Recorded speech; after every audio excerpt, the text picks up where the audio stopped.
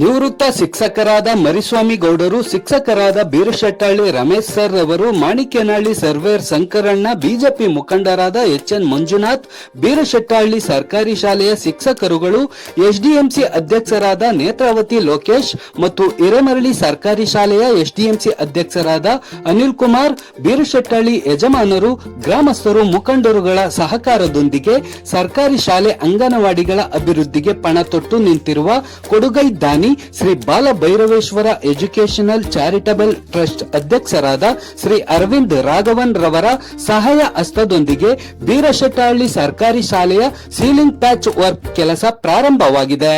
ಸರ್ಕಾರಿ ಶಾಲೆ ಮತ್ತು ಅಂಗನವಾಡಿ ಅಭಿವೃದ್ಧಿಗೆ ಸಹಕಾರ ನೀಡುತ್ತಿರುವ ಎಲ್ಲರಿಗೂ ಗ್ರಾಮಸ್ಥರ ಪರವಾಗಿ ತುಂಬು ಹೃದಯದ ಧನ್ಯವಾದಗಳನ್ನು ಅರ್ಪಿಸುತ್ತಿದ್ದೇವೆ.